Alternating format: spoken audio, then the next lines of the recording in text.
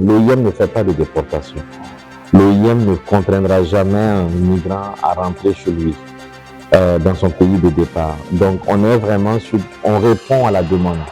On répond au migrant camerounais qui dit « je veux rentrer chez moi » parce que justement confronté à un certain nombre de défis particuliers.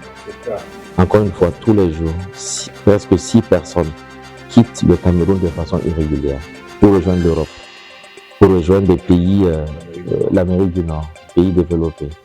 On a déjà 6 bureaux au Cameroun au total. On est à Yaoundé qui est la base, le bureau central.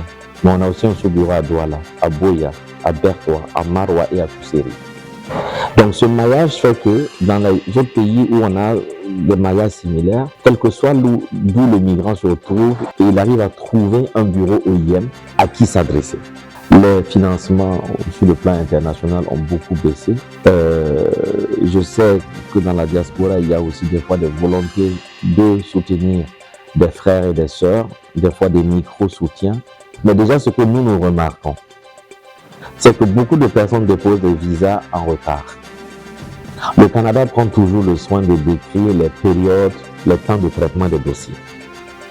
Ces temps de traitement sont très souvent méconnus ou pas respectés par ceux qui viennent déposer les demandes. Parce que c'est des temps de traitement qui varient. Salut à toutes et à tous, madame, monsieur, merci d'être connectés sur la chaîne Écho du Territoire. Merci de vous abonner et de partager pour que le grand nombre retrouve nos interviews sur des faits d'actualité et des sujets d'intérêt général. À la faveur du grand forum Impact Diaspora International Business Forum qui a eu lieu à Ottawa du 31 octobre au 1er novembre 2025, eh bien, nous allons à la rencontre de Diop Abderrahmane. Diop Abderrahmane est le chef de mission de l'OIM au Cameroun. Avec lui, nous aborderons des questions de migration. À tout de suite.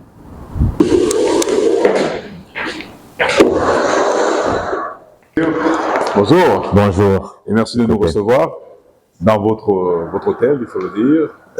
Merci d'accepter également de passer quelques temps avec nous pour en savoir davantage sur les migrations dans le monde. C'est un plaisir et un honneur d'être avec vous.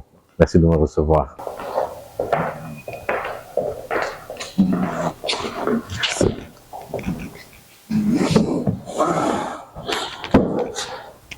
Abderrahmane Diop, merci une fois encore de nous recevoir. Je voudrais signaler que vous avez participé le 1er novembre 2025, c'est-à-dire il y a quelques jours, au forum Impact Diaspora International Business. C'est un forum organisé par ADN. ADN vous a convoqué, vous a invité pour participer à un panel très important qui portait sur la diplomatie et le partenariat Canada-Afrique. Je rappelle que vous êtes chef de mission de l'OIM, entendons par là, Organisation internationale pour les migrations. C'est un organisme qui appartient au système des Nations Unies. Dites-moi déjà, quelle est la mission pour la gouverne de tous ceux qui nous regardent? Quelles sont les missions de l'OIM? Merci beaucoup, cher Jean Soler. C'est un plaisir et encore une fois un honneur d'être invité à cette importante plateforme. Je suis donc Abderrahmane Diop, le représentant de l'OIM, chef de mission de l'Organisation internationale pour les migrations au Cameroun, avec des fonctions de coordination aussi sur la Guinée équatoriale, Sao Tomé et Principe. L'OIM est une agence du système des Nations Unies créée en 1951. La principale mission de l'OIM, c'est de faire en sorte que les migrations soient sûres, ordonnées et régulières. De faire en sorte que les migrations soient un choix et pas une nécessité. C'est une agence qui aujourd'hui a à sa tête Madame Amy Pope, qui est directrice générale, qui dans le cadre justement de sa prise de fonction, a adopté un plan stratégique avec 3 objectifs majeurs. Premier objectif, protéger les vies et sauver les migrants. Deuxième objectif, trouver des solutions aux déplacements forcés. Et troisième objectif, promouvoir des voies de migration régulières, donc faciliter les voies de migration régulières. Je dirais que sur l'espace-temps de 2024 à 2028, voilà ce qui va représenter nos objectifs. Et Et voilà en quelques mots ce qu'est l'OIM et ce que l'OIM aspire à atteindre comme objectif. Et vous êtes au Cameroun. Le Cameroun, c'est un pays de l'Afrique centrale, avec comme voisin le Tchad, la RCA. La RCA sont des pays, notamment la RCA, qui a connu beaucoup de troubles et a suscité des migrations. Tout à fait. Il faut dire. Vous êtes comme dans un pays qui fait l'objet d'un pays d'accueil pour beaucoup de migrants, mais qui est également un pays d'origine de plusieurs migrants. Tout à fait. Alors, quel est l'état de vie que vous avez fait sur le terrain au Cameroun dès la prise de service dans ce pays-là? Merci beaucoup, Jean Solaire. La question est extrêmement importante. Le Cameroun, ou le triangle camerounais, que j'appelle aussi affectueusement le continent à dessein, est un pays extrêmement important dans la région de l'Afrique centrale. Vous l'avez dit, c'est aussi un pays à revenu intermédiaire, de la classe inférieure. C'est un pays qui, effectivement, fait face à un certain nombre de défis, de point de vue aussi de sa position. Ce que je veux dire ici, c'est que le Cameroun est un pays à la fois, c'est un pays de départ, c'est un pays de retour, mais c'est aussi un pays de transit pour les migrants, à la fois africains, mais aussi d'autres continents. C'est vraiment important de garder cela à l'esprit dans toutes les analyses que nous faisons. C'est un pays extrêmement hospitalier, et vous l'avez si bien dit, du point de vue de certaines crises qui affectent les pays autour du Cameroun. Le Cameroun va recevoir aujourd'hui environ 300 à 500 000 réfugiés sur son sol. Donc, en dépit de certains enjeux qui lui sont propres, c'est un pays qui va ouvrir ses bras, effectivement, aux frères et sœurs des pays voisins. Exactement. Le Cameroun, c'est aussi un pays de départ, vous l'avez si bien dit. Aujourd'hui, on compte à l'international plus de entre 500 000 à 1 million de personnes, les Camerounais qui résident à l'étranger. Des chiffres bien entendu non confirmés parce que justement, c'est un de nos défis majeurs. La question des données sur l'immigration camerounaise. C'est un pays de retour. C'est un pays de retour parce que pas dénombrer. Oui, nous avons beaucoup de difficultés à dénombrer. Aujourd'hui, nous sommes en train de réfléchir à un nouveau partenariat stratégique sur la question des données migratoires.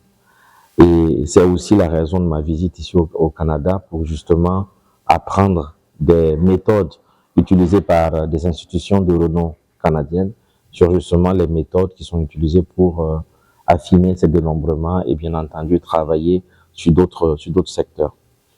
C'est un pays de retour parce qu'aujourd'hui, le Cameroun, c'est aussi en lien avec la question des départs. Hein.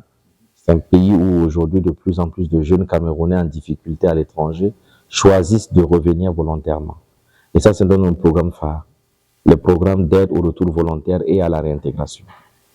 En 4 ans, nous avons accueilli près de 10 000 Camerounais qui sont rentrés. Que ce soit des pays de transit, de retour volontaire. On ne parle pas de déportation. L'OIM ne fait pas de déportation. L'OIM ne contraindra jamais un migrant à rentrer chez lui, dans son pays de départ. Donc, on répond à la demande. On répond au migrant camerounais qui dit « je veux rentrer chez moi » parce que justement confronté à un certain nombre de défis particuliers. Et dans ce cas précis, un migrant pense à rentrer ou bien décide de faire un retour au Cameroun, qu'est-ce que vous faites comme accompagnement? Alors, je vais peut-être répondre aussi, en même temps dire que, encore une fois, sur 4 ans, on est sur des chiffres de 10 000, donc quand on ramène ça au ratio, c'est comme pour dire que chaque jour, au Cameroun, on se retrouve avec 6 migrants, 6 jeunes Camerounais quittent le pays de façon irrégulière. Quand on ramène ça au ratio, encore une fois, tous les jours, presque 6 personnes quittent le Cameroun de façon irrégulière pour rejoindre l'Europe, pour rejoindre des pays, l'Amérique du Nord, pays développés. Les routes de la migration se sont extrêmement diversifiées. On se retrouve avec, aujourd'hui, en plus du désert qui va vers l'Europe, en plus de la mer dont vous avez beaucoup entendu parler et dont vous avez certainement parlé vous-même, il y a aussi la nouvelle route de l'Amérique qui s'est dessinée. Donc des personnes qui prennent l'avion, qui atterrissent dans des pays de l'Amérique latine et qui traversent l'Amazonie en direction des États-Unis ou encore du Canada, via le Mexique. Donc, on est sur des problématiques assez dynamiques, assez diversifiées, qui se renouvellent, donc qui obligent justement aussi à des réflexions et à des adaptations assez constantes. Pour revenir à la question de qu'est-ce qu'on fait quand une personne dit « je veux rentrer », déjà l'OIM a 174 États membres. Dans ces 174 États membres, la plupart, on est aujourd'hui représenté dans plus de 100 pays. Vous prenez notre cas au Cameroun, on a déjà 6 bureaux au Cameroun au total. On est à Yaoundé qui est la base, le bureau central. Mais on a aussi un sous-bureau à Douala, à Boya, à Bertoua, à Maroua et à Kousseri. Donc ce maillage fait que dans les autres pays où on a des maillages similaires, quel que soit d'où le migrant se retrouve, il arrive à dire je veux rentrer et il arrive à trouver un bureau OIM à qui s'adresser. Tout part de là. Ensuite, le référencement à l'ambassade camerounaise, qui va jouer un rôle extrêmement important. Et je profite de ce moment pour justement saluer le leadership du gouvernement camerounais sur ces questions.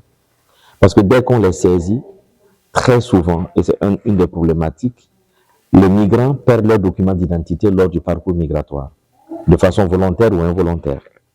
Toujours est-il qu'il ne peut pas y avoir de voyage-retour sans un document de voyage. Et c'est là où l'ambassade intervient premièrement. Faire un laissez-passer gratuitement. Sur la base, bien entendu, des vérifications d'identité, de confirmation de nationalité, qui se font en coordination avec la DGSN notamment. Et dès que nous avons ces retours, le document est prêt. En fonction du nombre, il peut arriver que l'OIM affrète un avion spécial.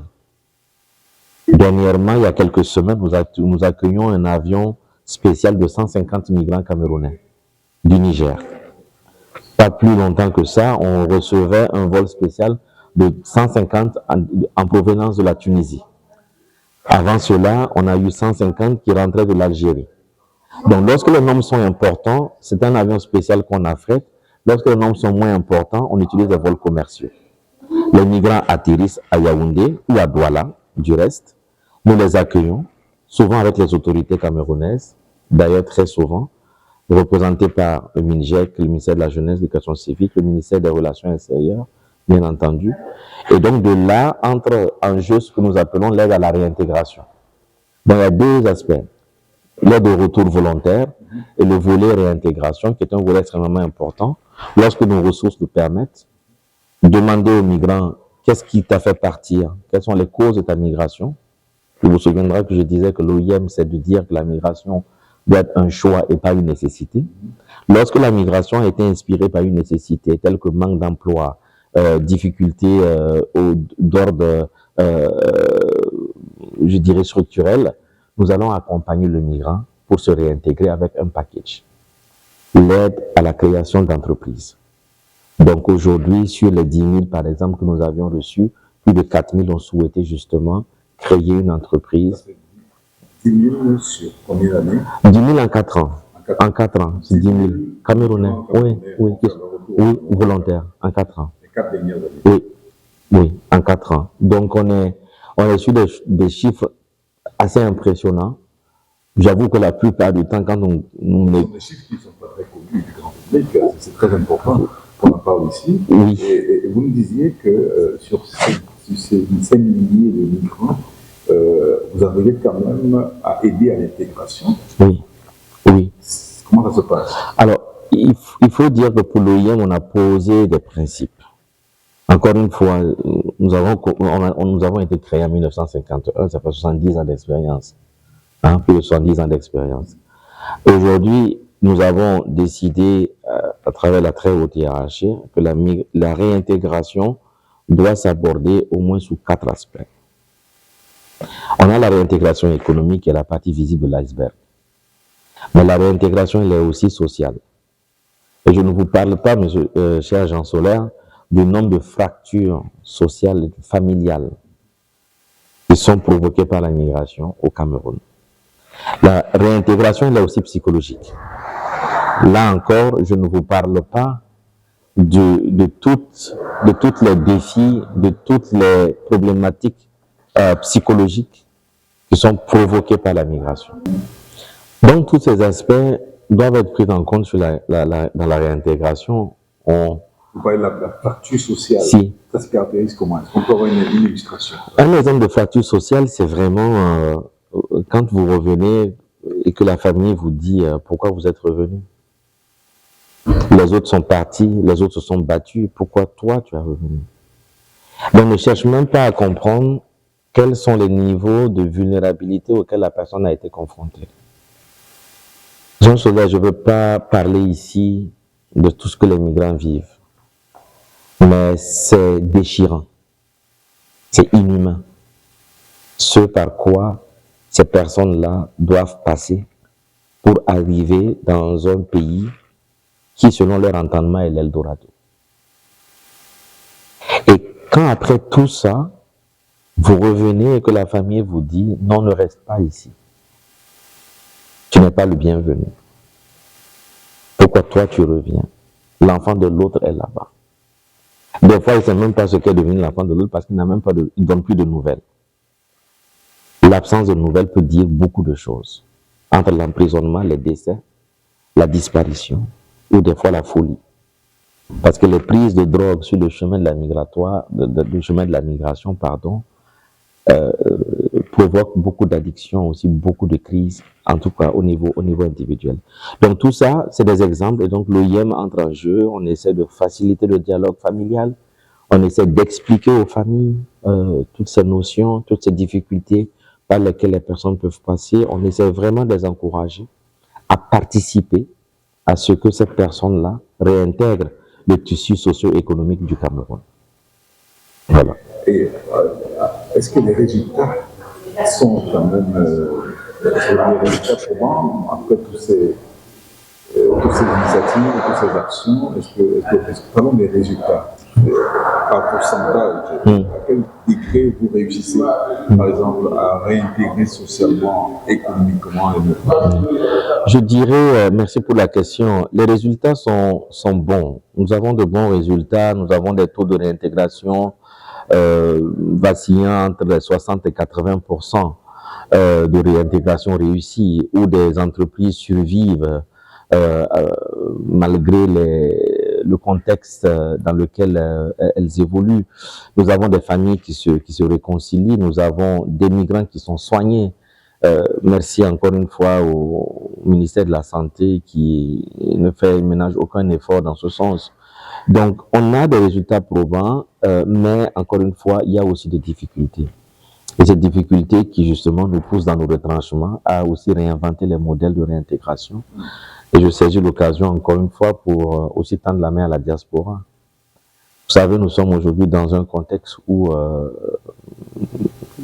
les financements sur le plan international ont beaucoup baissé.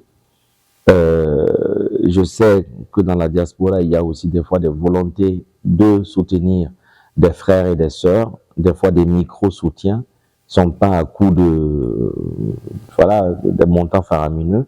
Je pense que là aussi... C'est discret dans toute discrétion. Tout à fait. On peut inventer un modèle, on peut inventer des modèles dans ce sens, là où, une fois que l'immigrant décline son projet et que nous attestons, par exemple, qu'il est viable au regard vraiment du contexte, nous pouvons présenter ces projets à la diaspora et voir s'il y a des intérêts, des bonnes volontés qui veulent aussi accompagner.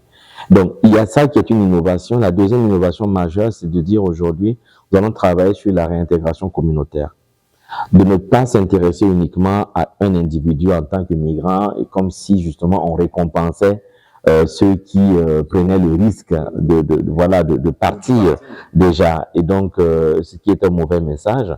Donc, l'idée, c'est aujourd'hui de dire, OK, on va travailler sur un projet, mais faire en sorte que ce projet de réintégration intègre d'autres membres de la communauté ou soit bénéfique à la communauté au sens large. Et donc, nous commençons justement ce programme actuellement avec l'Union européenne, qui est notre partenaire phare en la matière et qui aujourd'hui nous fait confiance pour justement mener ces nouveaux chantiers. Donc, parlons un peu des départs. Là, nous avions parlé de l'enrage, des retours, des départs. Qu'est-ce que l'OIM fait à son niveau pour freiner les départs, empêcher les départs massifs? Parce qu'on au Cameroun, par exemple, il y a une situation qui est devenue criarde, c'est le départ des fonctionnaires qui quittent leur formation pour les enseignants pour n'est-ce pas, se retrouver dans les pays occidentaux, et ça fait une fuite de la main-d'œuvre qui aurait pu être utile pour le développement du pays. Est-ce que l'OIM, dans ses missions, a vocation à aider à ralentir ou alors à freiner cette fuite des cerveaux? Merci beaucoup, Agent Solaire. Cette question est extrêmement importante et d'autant plus qu'elle est posée sur le sol canadien avec vous-même qui êtes une personnalité aussi concernée par ce sujet. Moi, je dirais qu'aujourd'hui, déjà, l'OIM n'a pas vocation à freiner le mouvement migratoire. La migration est un choix, elle ne doit pas être une nécessité. Tant que les migrations sont le résultat d'une volonté individuelle, encadrée, et que c'est un mouvement régulier. Donc, de ce point de vue, vraiment, notre travail ne vise pas à freiner cela. Lorsque la migration est irrégulière, là, nous avons vocation à la freiner. Parce que nous voyons les conséquences. Nous venons de détailler les conditions par lesquelles les migrants passent. Nous savons l'inhumanité par laquelle... L'immigration clandestine. Oui, le mot clandestine, c'est un mot que nous rejetons dans notre vocabulaire professionnel, parce que justement, il a vocation à être péjoratif et à donner une certaine image qui ne favorise pas justement aussi la bonne réintégration sociale du migrant. Donc c'est le contenu, mais dans ce mot, le mot clandestin, c'est un mot fort. Moi, je n'aimerais pas qu'on m'appelle clandestin. Quel que soit, encore une fois, mais... Il s'agit d'une irrégularité, parce que le mot clandestin, d'ailleurs, n'est pas un mot qui existe dans le jargon légal. C'est un mot, encore une fois, peut-être dans le registre du discours familier. Donc, politique, on parlerait plutôt... Oui, fustiger l'immigration clandestine. Tout à fait. Mais vraiment, on est sur à tort, et des concepts qu'il faut bien maîtriser. Quand on dit immigration, par exemple, immigration veut dire qu'on reçoit. Et quand on dit immigration clandestine, à partir du Cameroun, c'est comme si on parlait des étrangers qui sont rentrés au Cameroun de façon irrégulière.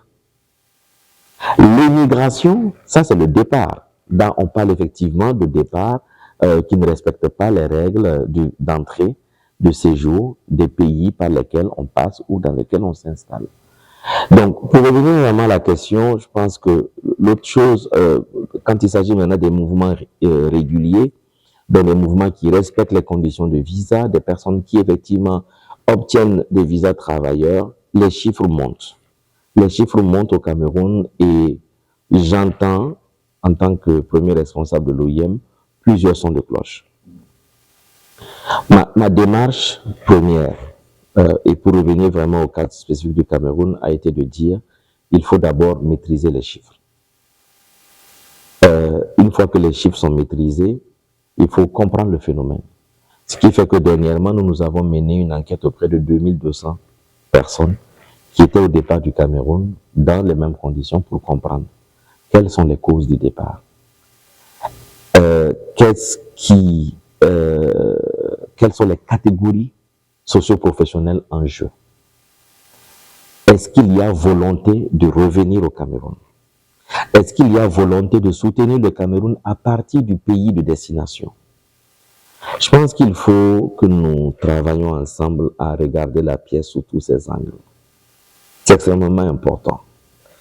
Nous avons vu plusieurs secteurs socio-professionnels se plaindre. Quand nous leur avons demandé quels étaient les chiffres, elles n'étaient pas capables de nous donner des chiffres.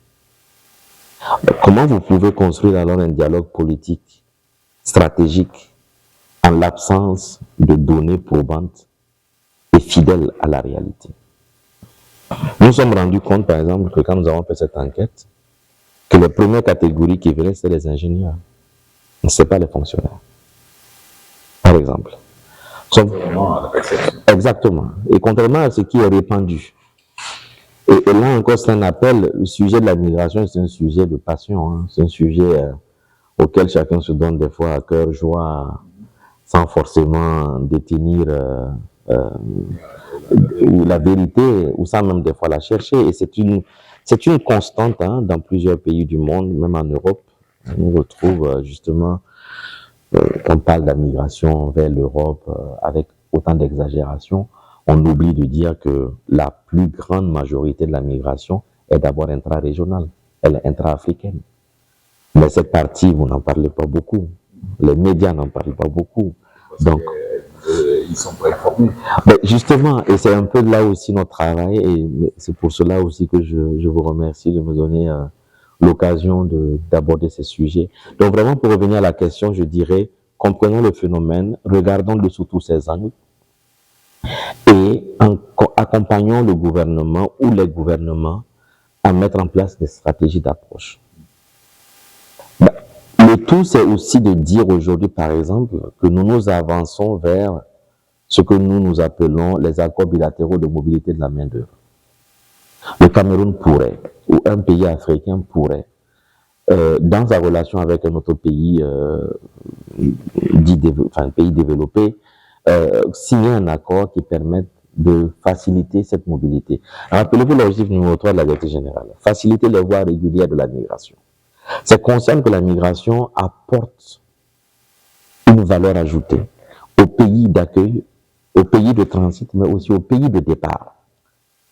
Ça, il faut vraiment le garder à l'esprit quand on travaille sur ce sujet.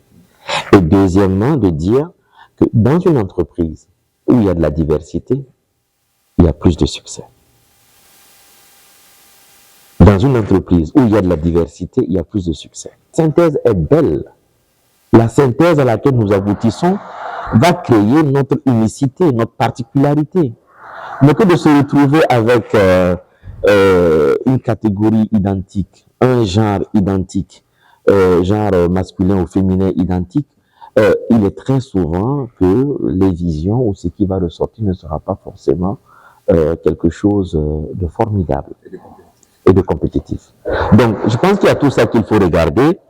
Regardons la question du retour de la diaspora. Facilitons les voies régulières de migration parce que justement, une fois installée, cette diaspora peut être un acteur fort de développement du pays de départ. ADN, en fait, qui m'invite aujourd'hui à Ottawa, avait organisé le même forum Impact Diaspora à Douala il y a quelques temps. J'ai pris également part à ce forum de Douala.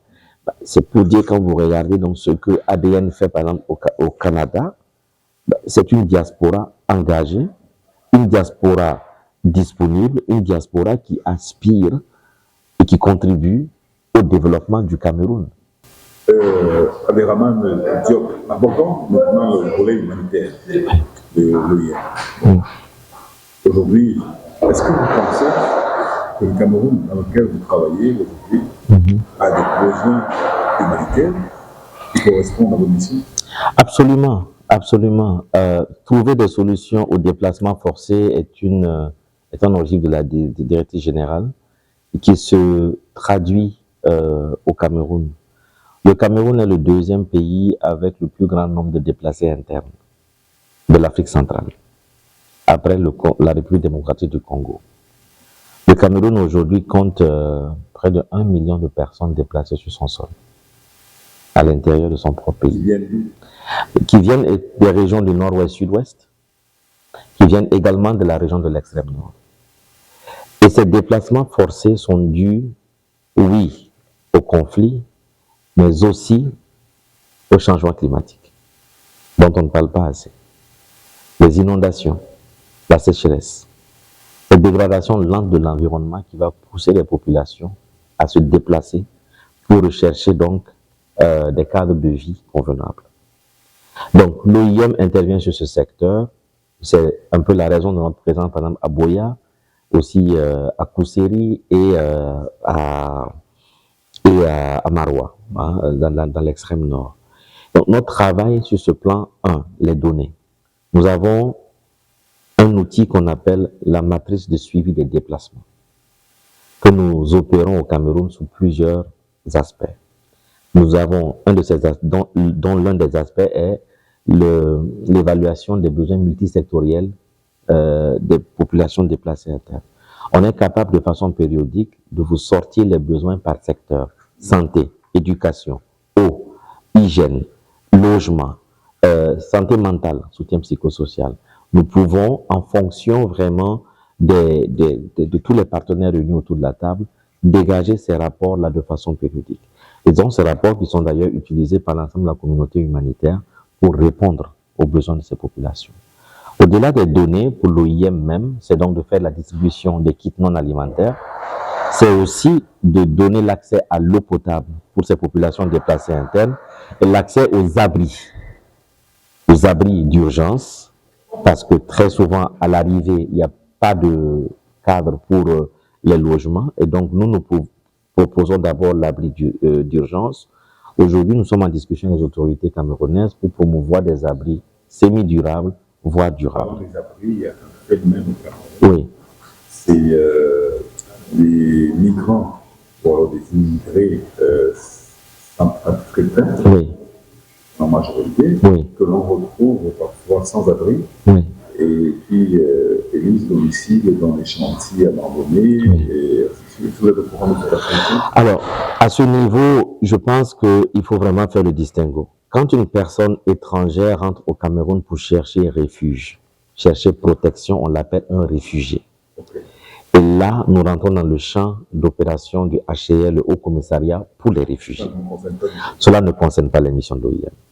L'OIM travaille avec les réfugiés quand il s'agit de leur réinstallation dans certains pays qui acceptent de les recevoir. Donc aujourd'hui, nous avons dans le monde 5 à 6 pays qui disent au Cameroun, félicitations pour ta solidarité, nous allons t'accompagner en te déchargeant de quelques nombre de personnes que tu as reçues sur ton sol. Donc lorsque les pays décident de faire cela, l'OIM va intervenir pour accompagner ce mouvement depuis le camp de réfugiés jusqu'au pays de destination. Donc, je dirais vraiment sur la question que vous avez posée, c'est une question, s'il s'agit de réfugiés, c'est vraiment le HCR. S'il s'agit effectivement d'étrangers, là en ce moment, ils rentrent dans notre mandat en tant que migrants économiques, personnes qui soient venues, comme on le dit souvent dans le langage courant, qui soient venues pour se chercher au Cameroun. Voilà. Cette distinction, cette explication,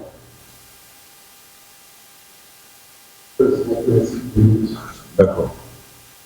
Cette explication valait la peine de distinguer entre le migrant et le réfugié. Tout à fait. Voilà.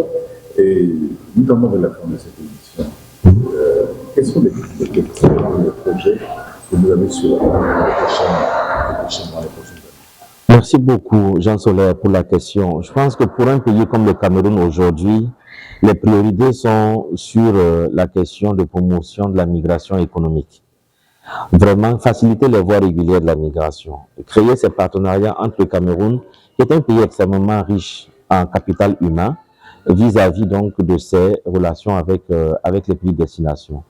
Je pense que c'est une priorité pour nous. La deuxième priorité, c'est vraiment les solutions durables pour les populations déplacées internes. Ce que nous entendons par solution durable, c'est de dire qu'il faut arrêter de donner aux migrants, de donner aux déplacés internes une aide d'urgence et de maintenir que l'aide d'urgence. Il faut accompagner la personne à ce que cette urgence soit un moment court, mais que rapidement la personne soit dans une perspective de résilience, où il arrive lui-même à se prendre en charge. Donc ça, c'est la deuxième priorité pour nous. Et la troisième priorité actuelle, c'est, comme je l'ai dit, promouvoir vraiment plus de retours volontaires et une meilleure réintégration pour les Camerounais qui acceptent de rentrer sur leur territoire, dans leur pays. Ophélie, on ne peut pas éviter cette question, c'est la question des visas d'entrée au Canada. Oui. L'OIM est en partenariat avec le service d'immigration du Canada pour la délivrance des visas. Ça peut expliquer le rôle réel de l'OIM dans le cadre de ce partenariat. Parce que les gens tendent à penser que c'est l'OIM qui donne des visas. Oui, merci beaucoup. Le Canada est un partenaire extrêmement stratégique pour l'OIM. Dans plusieurs pays dans le monde, nous opérons ce que nous appelons les centres de réception des demandes de visa pour le Canada, CRDV. Nous gérons uniquement la partie administrative. Nous recevons les clients, nous veillons à ce que leur dossier soit complet, soit conforme aux normes requises par le Canada, qui est le pays qui accueille ces personnes. Et une fois que l'ensemble de ces dossiers sont montés, nous faisons aussi les prises biométriques. Dans le cas donc du voyage, il y a la biométrie. Dans le cas des étudiants qui viennent s'installer, l'OIM s'occupe aussi de la santé. Nous avons des cliniques, une à Yaoundé, une à Douala, où nous faisons l'évaluation de la santé pour les immigrants. Nous faisons les prises. Nous recevons les dossiers et nous les transmettons après au Canada, au Haut Commissariat, qui prend les décisions d'accepter ou de ne pas accepter la demande de visa. Une fois qu'ils finissent, le dossier revient à l'OIM et c'est à l'OIM de remettre le passeport, comme on le dit, aux clients qui demandent. Donc voilà un peu là où se situe notre rôle, qui est un rôle extrêmement important, qui nous permet effectivement de voir un certain nombre de difficultés, un certain nombre de défis qui se posent dans ce cadre.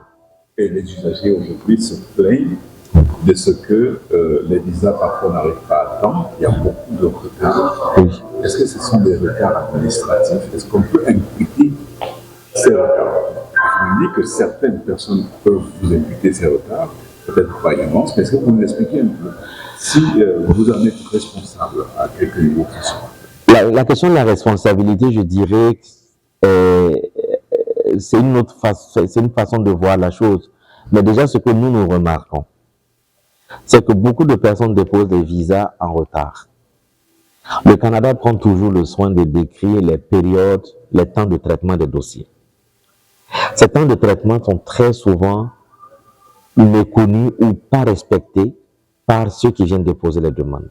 Parce que c'est des temps de traitement qui varient entre les saisons hautes et les saisons basses. Donc il faut s'informer. Quand on veut aller au Canada en janvier, il y a un temps où il faut s'y prendre. Quand on veut y aller au mois de mai, il faut s'y prendre aussi à un autre moment.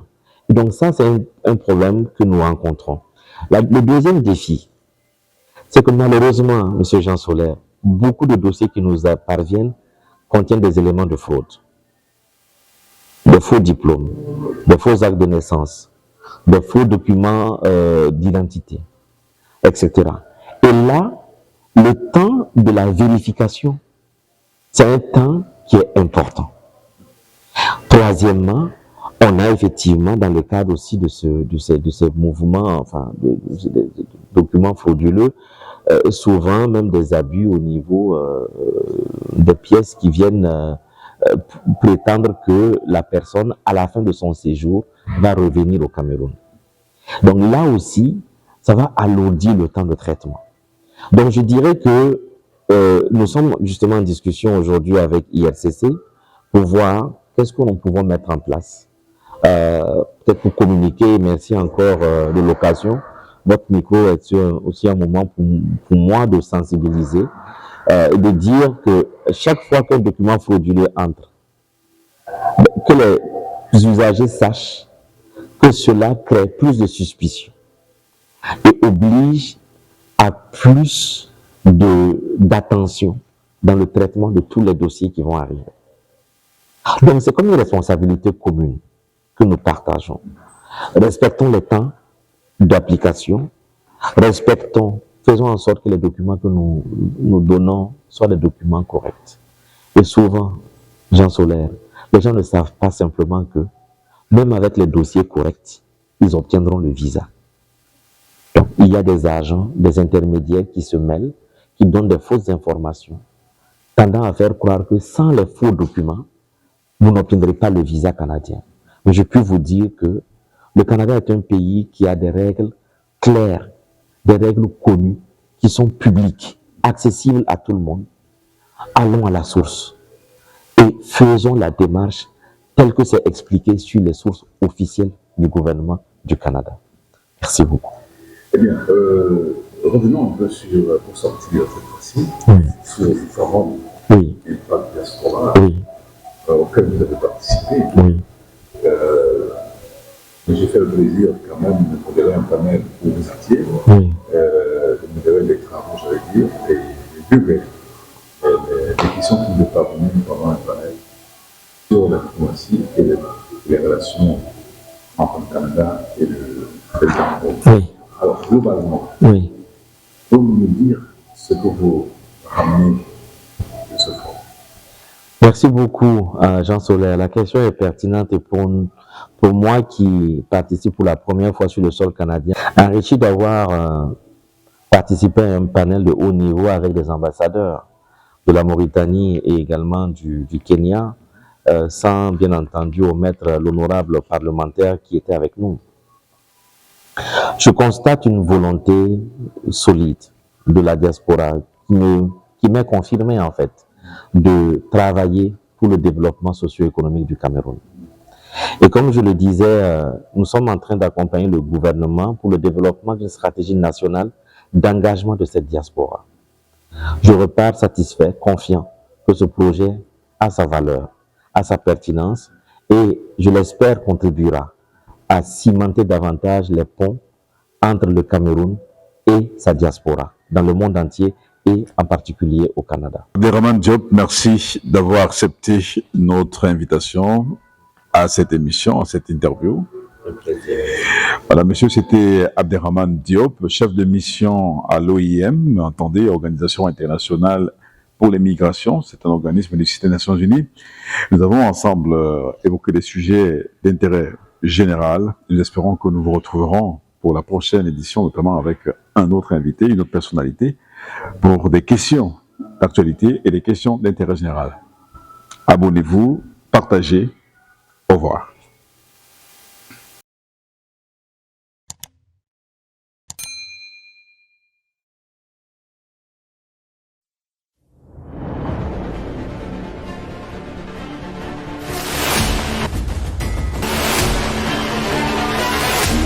Éco Télévision, la tribune des territoires.